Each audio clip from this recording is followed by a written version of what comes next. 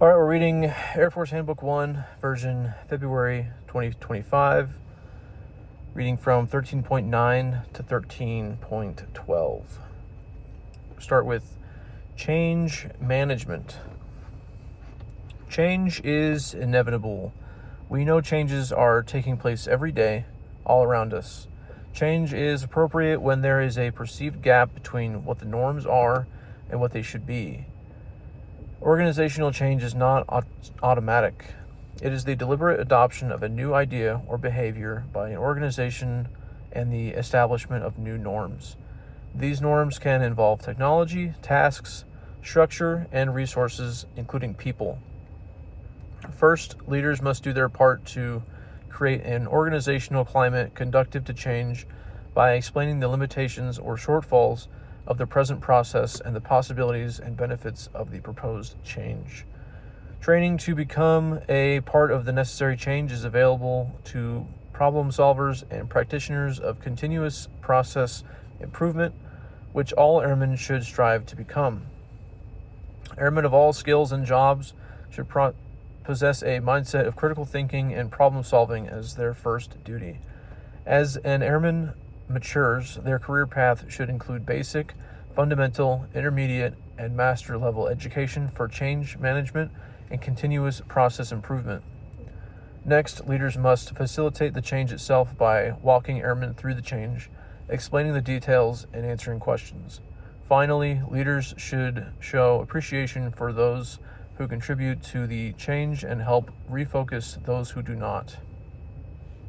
Tough-minded, realistic optimism is the best quality a leader can demonstrate when coping with change. Resistance to change. The first reaction to change is often perceived as resistance. An essential element for preventing and overcoming resistance to change is establishing a well-thought-out plan. Planning enables the change agent, the person advocating for or leading the organizational change, to build confidence, anticipate questions, develop courses of action, and address opposing perceptions. 5 of the most common responses to change are briefly described here. 1. Distrust. Imposed change that significantly affects an organization will often be met with tough questions to ensure the change purpose and intent are clearly understood. Leaders who are not prepared to clarify or explain the thought process behind the change will not easily overcome employee doubt and will struggle to gain employee buy-in. 2. Uncertainty. When faced with impending change, people may experience fear of the unknown or see the change as a threat to organizational stability and their job security. Employees may wonder if they will still have a job, if they will be able to do the new job, or if they will have to learn a new program or process. 3. Self-interest. People often consider the position they currently have or their role in the existing environment and question the direction and capabilities of those in positions of power after the change is implemented. 4. Different perception, no felt need to change. Even if you think people recognize the need for change, they may see the situation differently, particularly if the change has been dropped on them. Maintain an environment of open communication to build support for the change and reduce the amount of employees who inwardly resist it. 5. Over-determination. Ironically, organizational structure may be a barrier to change. For example, a mechanistic structure that relies on strict procedure and lines of authority may be so rigid that it inhibits change and possibly damages professional relationships. 13.10. Reducing perceived resistance to change. Successful change management depends on addressing causes of resistance and improving the change implementation process. There are several approaches leaders can take to implement change successfully. Education and communication.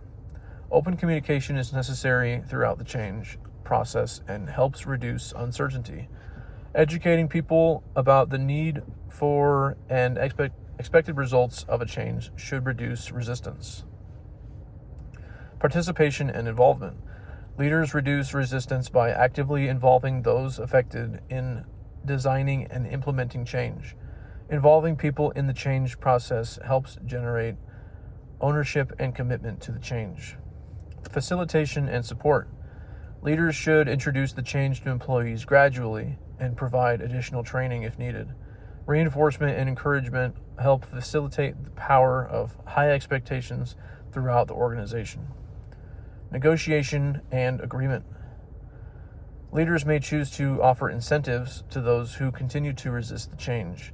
In difficult times, negotiated agreements can help focus and remind employees of the changes agreed upon as the change process progresses. Coercion. Coercion is a forcing technique used to make employees accept change. Coercion can negatively affect attitudes and can potentially cause long-term negative consequences. Coerced compliance is not recommended and requires constant leadership oversight to ensure the change remains in effect. 13.11 Three-stage change process. Although there are a wide range of various change processes, the change process model proposed by renowned social psychologist Kurt Lewin recommended leaders view change as a three-stage process: unfreezing, changing, and refreezing.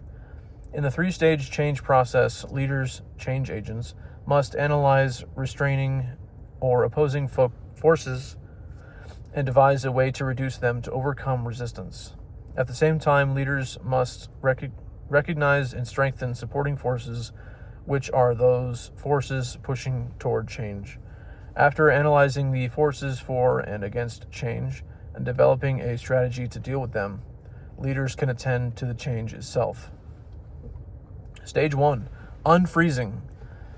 Once the need for change is recognized, the three-stage change process begins with unfreezing. Unfreezing is a deliberate management activity to prepare people for change by knowing and going where issues may exist. The most neglected yet essential part of unfreezing is creating an environment where people feel the need for change. A key factor in unfreezing involves making people knowledgeable about the importance of a change and how it will affect their jobs or the overall organizational structure. By pointing out problems or challenges that currently exist in the organization, leaders are able to generate a need in the people who will feel the greatest effect of the change. Stage 2, changing. After unfreezing, the next stage in the three-stage change process is changing. The changing stage involves modifying technology, tasks, structure, or distribution of people. During the changing stage, the organization moves from the old state or the previous norms to the new state by installing new equipment, restructuring work centers, or implementing procedures. In short, changing is anything that alters the previously accepted status quo. The change agent in this stage is essential. Change needs to be monitored as it occurs by paying close attention to the people most affected by the change. Signs of implementing the change too early may include negative reactions from the employees. In some instances, systems are not completely ready and production may bog down. Be prepared to receive and respond to feedback in any number of forms to ensure the change unfolds as successfully as possible. Being involved and available throughout the process will allow leaders to react quickly to issues as well as provide support to employees who are dealing with the issues of the change firsthand. Encouragement and involvement in the changing stage may be very similar to that applied during the unfreezing stage. Note, it is a leader's responsibility to be receptive to the needs of the organization and its employees. Readdressing unfreezing techniques is better than forcing a change that causes more problems than it resolves. Stage 3, refreezing. The third and final stage in the three-stage change process is refreezing. After implementing a change, it is time to lock in or refreeze the desired outcomes and the new norms so they become permanent. Actively encouraging and reinforcing the use of new techniques is a way of helping the new behavior stick. A critical step in refreezing is remaining engaged and evaluating results to determine if the change reached the desired effect or if the new process needs more support, instruction, training, or time. Positively reinforcing desired outcomes is crucial during the refreezing stage. Rewarding people when they do something in alignment with the change emphasizes the value of the new procedures or behaviors, and it helps freeze them into place. Highlighting successful change helps reduce the desire to return to the old way of doing things. In many cases, the change agent can call attention to the success of the change and show where it works, while also being receptive to feedback and areas that may cause lingering issues or continued frustration. In this case, the change agent must evaluate results, reinforce the desired outcomes, and make constructive modifications as needed. 13.12 Continuous Improvement. The use of continuous improvement, CI, increases operational capabilities while reducing associated costs by applying proven methodologies to all processes associated with fulfilling the USAF mission. CI is a comprehensive philosophy of operations built around the concepts that there are always ways a process can be improved to better meet mission customer requirements. Organizations must constantly strive to make those improvements based on performance metrics that align to strategic objectives, and efficiencies should be replicated to the extent practical. CI is a hallmark of highly successful organizations.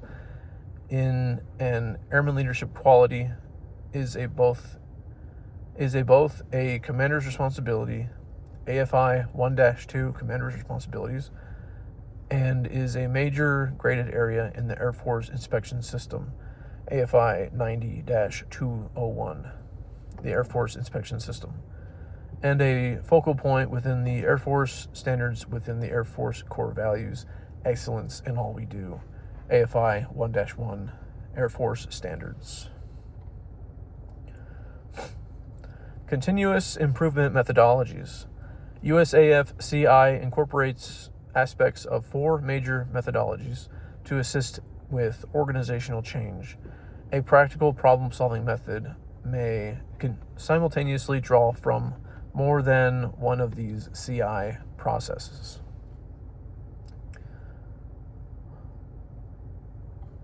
1. Lean. Lean is a methodology focused on workflow, customer value, and eliminating process waste. Lean is unique from traditional process improvement strategies in that the primary focus is on eliminating non-value-added activities. 2. Six Sigma. Six Sigma is a rigorous, data-driven methodology for process improvement focused on minimizing waste through identifying, controlling, and reducing process variation. 3. Business process re-engineering.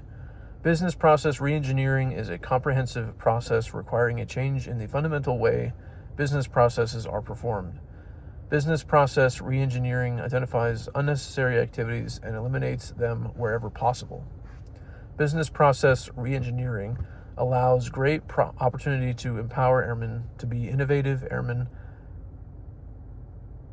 can strategically align and implement agile, innovative ideas into newly designed processes to give the DAF the competitive edge. And 4, theory of constraints. Theory of constraints is a systematic approach to optimize resource utilization by identifying, exploiting, subordinating, elevating, and reassessing constraints, bottlenecks in the process.